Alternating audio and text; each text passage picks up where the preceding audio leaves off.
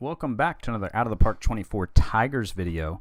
We are at July 26, 2031, coming right up on the trade deadline. You can see we are 68-31, a league best record, despite going 1-9 in our last 10. What the heck, guys? Yeah, July hasn't been good for us. We're 8-12, so we went 21-2 in April, 19-9 in May, 20-8 in June, 8-12 in July. We have had a couple injuries to catch you up on.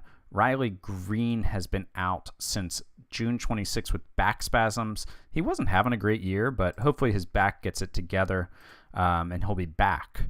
Justin Henry Malloy has been out since he went out on June 27th. He just went on a rehab assignment, so he should be back here in the next day or two. Sincere Divorce, of course, out for the year. So we've had some call-ups. Human still killing it, 6.1 WAR in 95 games. Bejarano is up because of the injuries. He's hit really well in 21 games. Newstrom continues a good year. Made's bat has obviously cooled off, but still having a great year. Freetag having a good year. Osorio. Luke Leto, a down year for him for sure. On pace for 33 home runs, a 110 WRC plus, 3.7 WAR, but we need him to get hot. Matt Corvath, decent. Reinhardt has been okay. Jonas and Aliendo. Jonas is winning that job at catcher. Varsho has struggled a bit. And Luis Tovar, I just called up to try to give a run as our center fielder. When Green went out, I decided to move Freetag to left and bring Tovar up. He hasn't really seized the job here defensively or offensively. He does have a sprained knee, which has a moderate influence on his running. But that's where we're at right now. I have a trade I'm about to make, and it's basically to create budget room because we don't have any. This has been a struggle here. Our fan interest has gone down as this year has gone on, as we're the best team in baseball. Next year we're projected to lose $10 million in budget room. That's freaking absurd. But anyways, that's not this year. This is 232 this year, and we don't have a lot of money left after our draft picks. I probably should have gone under slot, but why do that when you can just develop a farm system so good that you can sell guys, right? You can basically sell prospects for money. We could get $8 million from the 67s. Now, there's some risk in this. Maybe we won't end up using it. But right now, I can't even make offers for the guys that I want to acquire because of our money. So the biggest guy we're giving up, Mauricio Barrera, who is a guy who I'm just over, man. He's got a bad attitude. He's disrupted some locker rooms. Looks like he could still be a good player, but he has not shown that to us yet, and he's always pissed off. So, forget him. Ben McCush, a minor league pitcher who I don't think has a future with us. And then the rest of the trade, I basically see this trade as those two guys for the $8 million, but they really want Luis Corona, and I see why. The 70 range. He's a free agent, international free agent from 2025 that we spent $370,000 to acquire. I don't think he's ever going to be an awesome hitter, but he has that work ethic. He's only 23, maybe. But we're getting back Mike Stacy, who I think could be an equally good fielder, but probably can't play short because of that arm, but could be a really good second baseman. Can't really play the outfield either, but I think it's another okay bat with great range that we're getting back. So I basically see it as Corona for Stacy, which is a slight downgrade. But Corona doesn't have a great arm either. So this will get us up to $11 million in budget room. We can then go out and make the moves we want to make. So let's just complete this trade. Get that one dude the heck out of our locker room, AAA locker room. I will show you what the pitching is doing too. Billy Sullivan, Romero, Taribo. I mean, look at this ERAs. Bridenstine too. Mondesira's trail off a little bit, but still pitching well. I wouldn't mind. Wait, oh shoot, you know what my manager did? You know what Gabe Kapler did at some point this season? He decided that he wants to control player strategies. Gabe, come on, man. I thought we were cool. Player strategy settings. I don't care if he hires the bench coach and the base coaches. Just don't take over the hitting or the pitching or I'll fire you. Wow. So, I mean, this is fixable because I can go in and just be set game strategy. Oh, no, you don't. And I can set that back to 95. But Gabe, come on, man. Don't do that to me. I thought we were cool. I thought me and Gabe Kapler were on the same page. It appears that with his success of managing the best team in baseball, maybe it's going to his head a little bit. Maybe it's going to his head, and maybe Gabe and I need to have a sit down and talk about that because I'm not too happy about this Gabe. So now we can go out and I don't know, let me show you the bullpen. But Lally, Marquez, Heel, all good. Husky, solid. Palencia, solid. Dent, I'm still not sold on. Basically, I think I would like to acquire like a reliever or two, maybe a starter, to bump like Mazzucato and Wentz to the minor leagues, maybe Dent to the minor leagues, Mondesir to the bullpen, a starter, and maybe another bullpen guy. All right, sorry, I got distracted there. I heard like a voice upstairs in my house. My neighbor was dropping something off. My wife had let him in. I was like, who is this male voice upstairs in my house? But anyways, so I think maybe getting a starter and maybe a reliever too. And I'd be fine with one of Mazzucato, Wentz, or Dent. How's Dent's walks? They're actually not that bad for a 30 control guy. I'd be fine with one of them in the bullpen, but I'd like to maybe bump Mondesir, who has pitched well enough to remain in the rotation. Don't get me wrong. But we could really upgrade this team by bumping him to the bullpen. I think, he did struggle. He struggled in a couple different months with walks. His ERA was 2.29 in July, but his FIP and SIERA were much higher. His strikeout to walk ratio was terrible. He walked 6.9 guys per 9. So, yeah, just a little inconsistent for a team that has championship aspirations, I think, even though he is like our number 4 or 5, really our number 5 starter.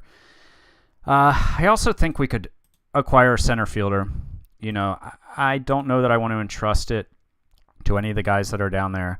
I don't know that I want to entrust it to Jimmy Reagan, who, might deserve a shot at it. He's playing a good center field down in Toledo, second-round pick from 2026.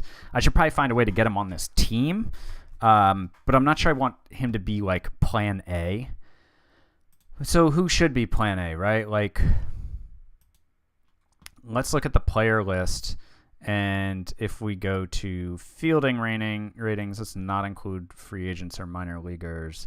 And we go to outfield range. Trent Grisham is here, but he's like barely playable. Jorge Banda is going to cost a metric ton to get, I would imagine. It's the number 37 prospect in baseball. Maybe we could try. Pete Crow Armstrong's getting a little old. Michael Harris would cost a lot to get. Same with Drew Jones would cost the moon.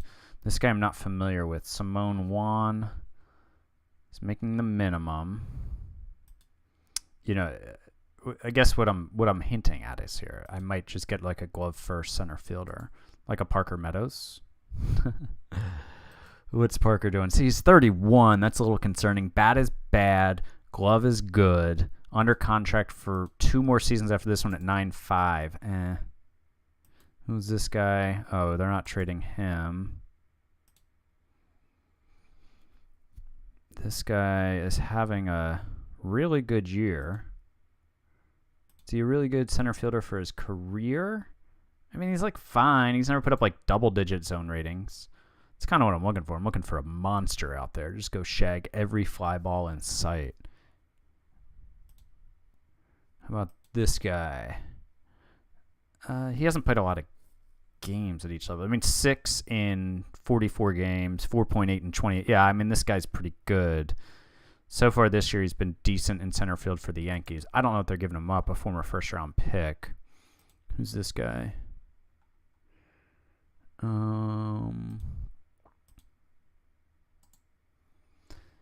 Yeah, I just don't know.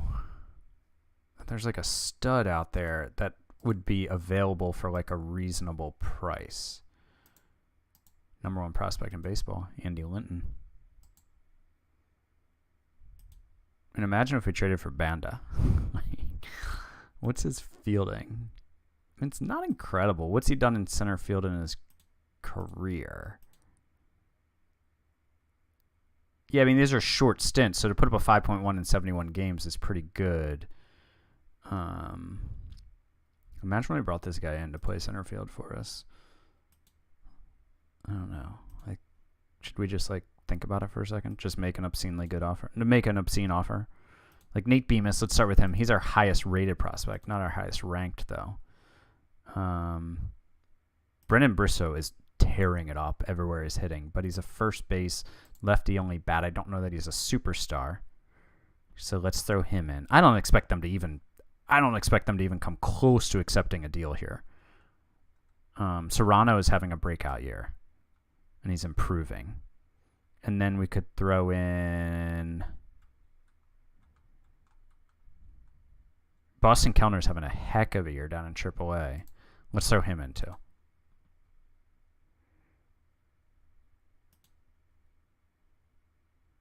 Oh, yeah. He's not even... Yeah, okay. That's what I figured. I figured they were not going to be in any mood to trade him.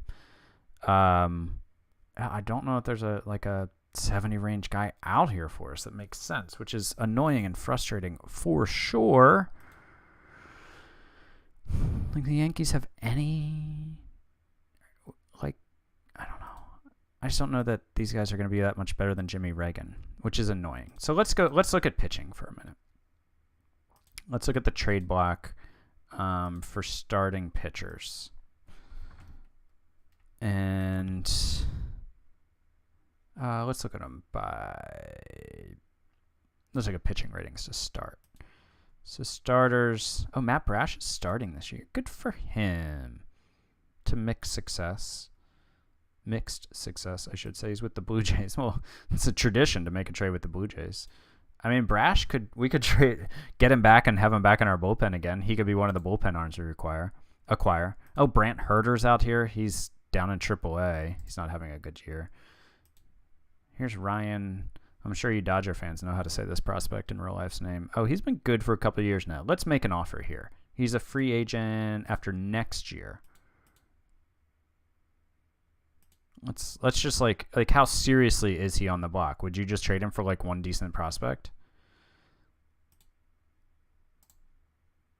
Like a relief prospect, and all right, we'll do two because that guy's not that great. This guy was a draft pick, 5th round. Yeah, he still looks like a good long-term prospect without a defensive home. I would trade him. Our money would drop to 7 available. Oh, they said no way. They just came right back and said no way. They want... Come on, man. You don't really mean it with him on the block then.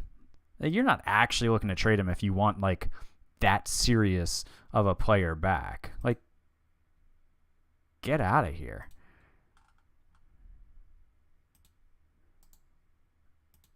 I mean, Zaire is a guy we've been willing to trade. Let's put Zaire in. He's had a lot of value out there. They're still coming back with an absolute no way. So Romero, yeah, I kind of like Romero. I don't want to give him up. Hodrick, I like as a starting pitching prospect. Don't want to give him up. All these other guys are on my major league team. All right, so forget that. Let's go make an offer for Matt Brash. Is Hunter Green good? He's fine. You know who I'm wondering about is here's Sandy Alcantara, still out here doing his thing. Oh, he's with Kansas City now. Looks like he's been hurt some this year. Still decent at 35. You know who I'm wondering about is our old friend Kumar Rocker, who they've tried to offer us a bunch of times. He's not having a great year. I don't know that he's an upgrade over what we have. Forget that. We could put him in the bullpen, sure. But I'd rather bring Matt Brash into our bullpen. And Toronto, I am going to need you to eat some of the salary since you signed him to a 2-year deal. I need you to eat like 50% of it, okay? Okay, thank you. And who would we be willing to give up? Nurkowski? That's a pretty good prospect to give up. But he's still so raw. Pretty good prospect to give up for a reliever. But it's a really good reliever who could also start for us, hypothetically. Serrano. I think Serrano is going to be good. Look at how much he's improved. Look at these scouting reports this year. Wow. But he is just a corner outfielder, not a very good one at that. Let's see if we can sell high on Serrano's big year. All right, so they said maybe. Or no, they didn't say anything, so they didn't come back with a no way right off the bat. They probably will. Okay, they came back with, Tovar is hurt. Okay, blah, blah, blah. They said almost. Just throw in one of these guys from your starting lineup. No problem. You guys have got to be kidding me here with these prices right now. Is there like a tax for being a juggernaut, for being the best team in baseball? I feel like this is just like not fair. Okay? It's not fair. Carrasco is a really good-looking bullpen arm who has not had success this year. I'll mess around some more. This is slightly annoying how much teams are wanting for their guys, but I'll find a bullpen arm and a starting arm and make some offers. I'll probably call up Jimmy Reagan to play center field. But all right, cool. Let's jump into more of the trade deadline here. We are up the trade deadline day, where we have made one trade. Got some other big ones floating out there, potential big ones. That's what she said. So we got Luis Carrasco from Seattle, who's a reliever who's on an expiring deal. He hasn't pitched for us yet. We just made the trade like 2 days ago. He was not having an amazing year in Seattle. And let's go ahead and look at his major league stats. He had some really good years early in his career, some decent years. This year's a bit of a down year in terms of FIP. His walks are way up, his strikeouts are way down, but we still have faith. And we believed the price was right. So we gave up Akinola here, who is a 25-year-old shortstop who has a good glove, but will probably never make it to the majors on a bat. And then Wilson Ramos, another guy who we just never see as a major leaguer. So pretty low-risk deal, I think. He's also a free agent after the year. We have a couple pending deals out there, too. Well, I don't know if they're fair to say they're pending, but there's some deals that are out here. This one, here, let's go look at the one to LA.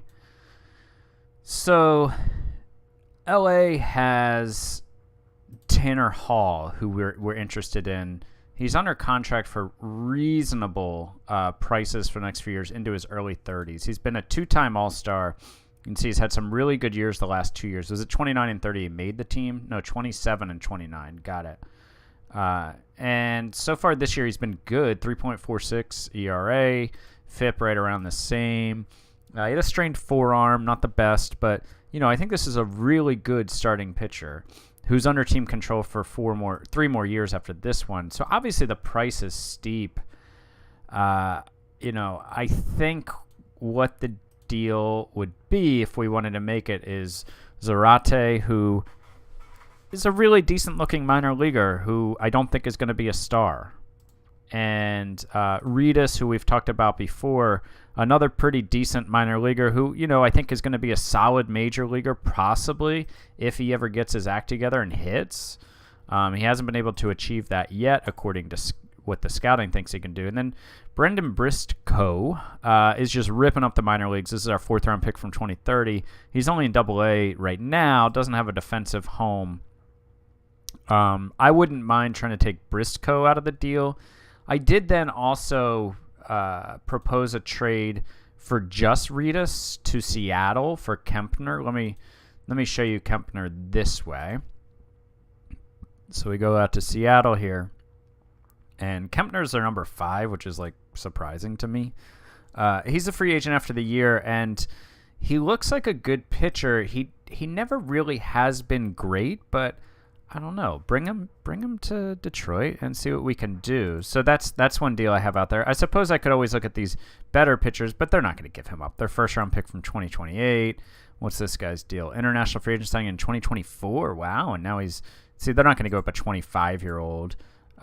Who's Tommy Brock? Yeah, another really young high draft pick. And Booth, yeah, another young high draft pick. So it makes sense that Kempner is the guy they'd want to give up. So looking at the rest of the team, I think if we bring in a starter, we'll be good on pitching. I think that's the hope, that we can close the deal for one of those two. And then, Jonas is our catcher, Malloy, Human, Leto, Made. The infield is made. Riley Green just went out on rehab. He'll be back. I think some combination of Freitag and Reagan will be our center fielder with the other one on the bench. Newstrom is a solid DH.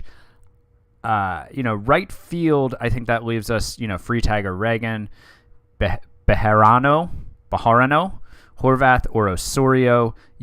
I think we could go out and try to get a stud right fielder. We could look to see the trade. There wasn't that guy out on the trade block when I looked previously. Let's look at all outfielders. Let's just look at default to start. And overall, Pete Crow Armstrong is out there. Oh, he's a free agent after the year. I didn't realize that. But he's not really been great with the bat ever. I mean, we could bring him in to be our center fielder maybe and then shift that that whoever's going to be our center fielder to right fielder, he's also wrecked. So I don't know. I just don't know necessarily that's a deal we need to make. Next, we've got Vaughn Brown is here. Not really all that interesting. I mean, he's having a good year, but and he he's had a good career, but I don't know. I'm just not overly interested in him. Dylan Carlson, nah. Colton Cowser, we've already visited him before, and the O's are basically like, no, we will not give him up. Joey Gallo, not sure he's an upgrade. Garrett Mitchell, not really sure that he's an upgrade at this point. Old friend Randy Arozarena still doing his thing, but not really an upgrade. So that's the problem, is I don't know if there's a bat upgrade out there. And looking around, oh wow, Jamie Curtis, isn't that the guy we traded to them? Oh wow, he moved up to number 60 prospect, and he's now their starting shortstop, I guess. So that trade for the pitcher Mazzucato, whatever his name is, pitched so bad I'm blanking on his name. Looking like to be a win for them, not for us. I don't know. Like, how old is Jason Dominguez? Is 28 now, but he's never been great. Yeah, I mean, I just think we're gonna have to rely on those internal options, and our offense should still be really good. This would be like a major insurance play if we went out and got somebody. They're not going to trade that guy. Corbin Carroll, what's his deal now? He's making $19 million for a while, through 2037. No thanks. So yeah, I don't know if there's really a deal out there for an outfielder that makes sense for us. I think it's probably going to be a deal for a pitcher. We could always call on the Padres of San Diego, but I don't know that they have a guy that we really need or want either. Who's their center fielder? Nick McLean? Yeah. I just don't see it out here. And I've been looking around, and I just don't see a deal out there that we really want. We could always ask the Reds about Dean Moss, but, Caden Grice was a prolific power hitter at one point. He's not much of an outfielder, though. I don't really want to put him out there. You can see he hit 53 home runs one year. Second-round pick from 2023. Yeah, he had 3 really good years, and he's just kind of fallen off a little bit better this year. But, yeah, I'm not really looking to bring him in. So let's hop into the trade deadline. Let's see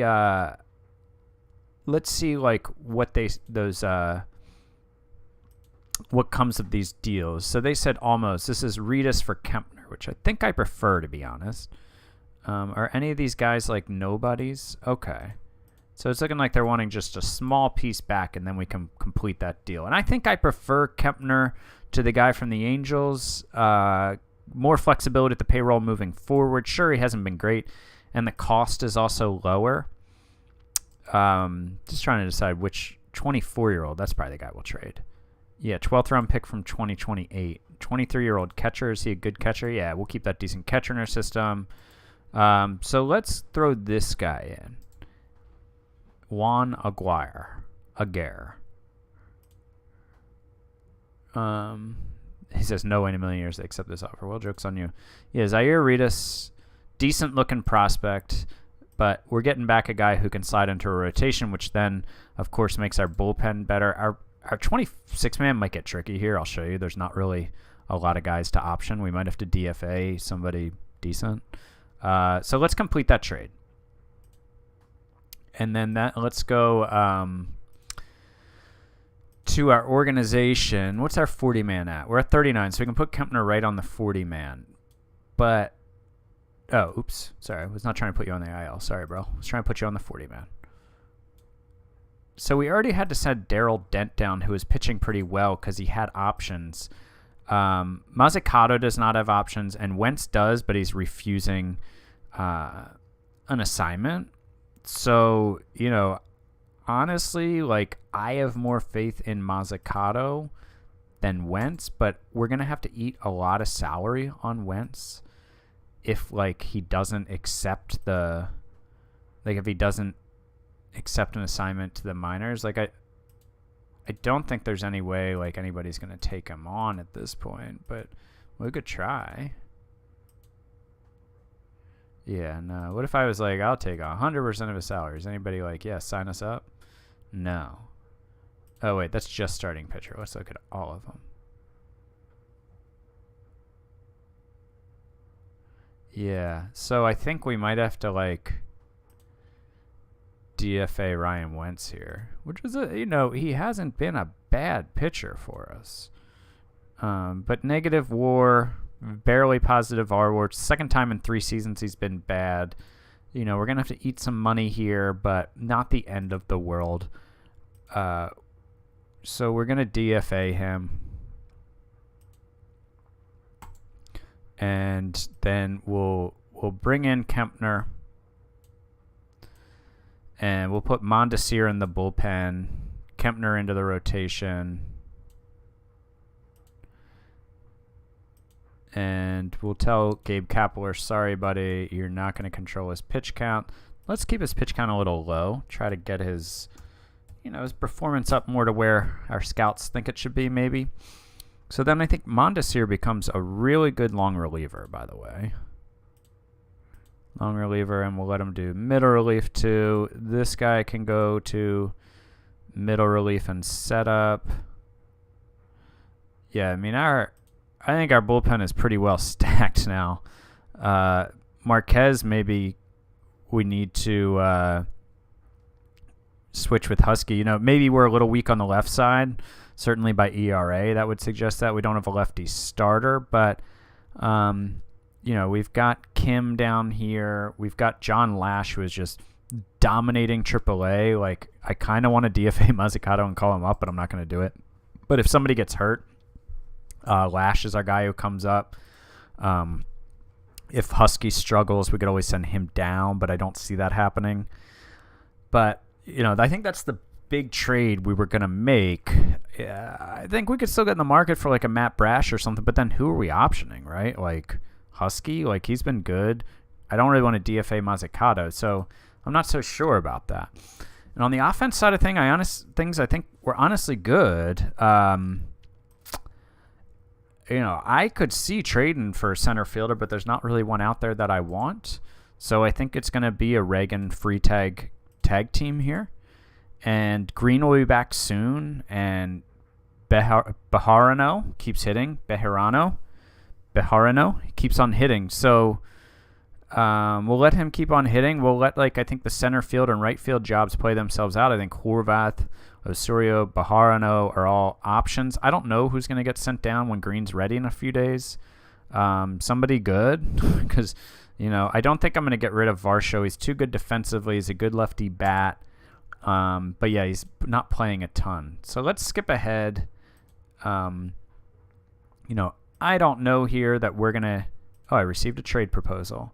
So they want to offer me Brady Singer, who is now a reliever for them. He's their closer. Got to say, I'm not terribly interested in him. And they want Delgado, who was our international free agent signing last year for $1.3 million, and Grover Cleveland Piper, who is our best reliever, one of our best relievers in the minors. So, yeah, I'm not really looking to do that deal, guys. So I'm assuming that we're done here in terms of deals. We'll see if anything comes in, but, there's nothing else we're going to pursue at this point, I don't think. I think the team is pretty well set. So they did trade Singer and retained 100% out of the Braves for this 19-year-old minor league reliever. So they did not get back nearly what they were asking for from me. But again, I kind of like my bullpen's filled up. So let's skip to the last one. We're pretty much done here. We made our big trade. And we're going to just complete the deadline now. And this is our team. And yeah, there are a couple holes I wish we had been able to fill, which is what she said. But, in the end, there just wasn't another deal to be had out there. We didn't use as much of our total money available but it gave us the flexibility. We sold prospects for nothing. Yes, for cash we didn't use, but whatever. Our team did get better. We did use, we would not have been able to use, to acquire both of these guys with the budget space we had. We also participated in some discussions that were, they didn't pan out, but oh well. Do I regret selling those prospects a little bit? Sure. But not the end of the world. So that's the end of this video, right? No, it's not the end of the video. It's the end of like what I'm going to record right now, but the video will continue, and we'll go on and see how the season pans out for us. We're getting Riley Green back from injury, and we're chugging along to the postseason. Going to try to put this bad July behind us and become a juggernaut once again. Okay, so we've reached the end of the season. We went 103-59, a plus 199 run differential, 2 wins above our Pythagorean. You might be looking at this saying, man, you only won 103 games. Like, bro, you were 21-2, 19-9, 20-8. Yeah, things, we were like 3-4 games over 500 from July on. So not great there, but still in its second in runs scored, went first in runs allowed, first in zone rating. A lot to like about this team, but the injuries, I'd say injuries were the reason why we trailed off. I think where I last cut the recording, you guys knew about the Green and Malloy injuries. They were each missed like a month. Divorce was out for the season. But the big one was Daniel Heumann. Daniel Heumann. It's like a bit. I just try to say his name different for you guys. He went out on August 11th, and he missed. He's still out another 7 to 8 weeks. It was like a 4-month injury, tore ankle ligaments. He still led the league in WAR, still led the American League in WAR, probably in WRC plus. I doubt he's a qualified hitter though. I think it's like, isn't it like 504 plate appearances? I don't remember what it is, but anyways, 354 average. Yeah, I don't think he's a qualified hitter though. Let's see. Oops. Yeah, no, he's not. But he's had an incredible start to his major league career. He's put up 12.8 WAR in 880 plate appearances, 195 starts. I mean, a 163 WRC plus, like a 10 WAR pace over 162 games. That's crazy. Hopefully the injuries don't become too much of a thing for him. His injury proneness is still normal. But, you know, he's 26. He's signed through his age 34 season. And I think as long as he's got could possibly be one of the best players in Tigers history when he's done. You know, if he'd been drafted a high school player and come up a little earlier, but, you know, he was like an older draftee, I think. Yeah, he was 22 when he was drafted, and he turned 23 that October. Oh, he just turned 26. So this was his age 25 season. So, yeah, that was the big one. And then you guys knew about the other injuries. Let's look at the rest of the team. We'll sort by WAR. Kevin Made led the team in WAR with 4.1, a 109 WRC plus. I think that's his best season at the plate for us. Yeah, it is. And his best season with WAR. Probably going to win yet another Gold Glove, I would imagine, because he's won 5 in a row. So Justin Henry Malloy ended up with a good season. A 138 WRC plus. He slumped down the stretch. Let me see. Oh no, maybe he didn't slump down the stretch at all. Do I have something like some split on here? Oh, he was on rehab. Oh, he didn't slump down the stretch. For some reason, I thought that his WRC plus was even higher at one point. I thought it was. Maybe he slumped like the last 2 weeks because he was up around 150 at one point, and I looked and I was like, oh dang. But he ends the season with 3.5 WAR. Of course, the injury robbed him of some of his accomplishments here, some of his counting stats especially.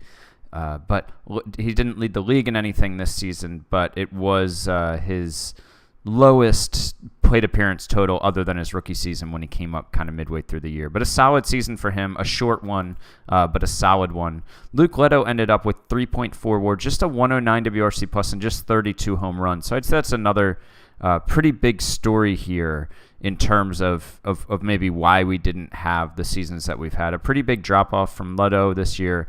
Hopefully that's just hopefully that's just like a little blip here. And while he might not be like a 153, 140 WRC plus guy, we'd like him in the 120 to 130 range. But, you know, his walks were down, his strikeouts were up, and his BABIP was high, you know, which probably allowed him to have a better year than he would have had otherwise.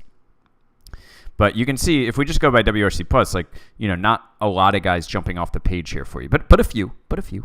But let's keep going by WAR. Bo Jonas, 3 WAR, 105 WRC plus. He's our starting catcher. Chris Newstrom, the guy we got from the Giants last year, 2.8 WAR, 140 WRC plus, team leading 33 home runs. Chris Freitag, rookie season, 2.5 WAR, 118 WRC plus. I don't know that he's going to be able to play center field for us. I don't know what happened to him in right field. He put up a .3 zone rating in 65 games there. Riley Green, his season also cut short, and he wasn't doing that well, as you remember, but he bounced back fine. 2.2 WAR, 110 WRC plus. Riley's 31 now. He's had some injuries. Certainly, I think his peak seasons are behind him, but still a very valuable player for us. And the contract really isn't all that scary. He's just under contract next year, and then he's got an option.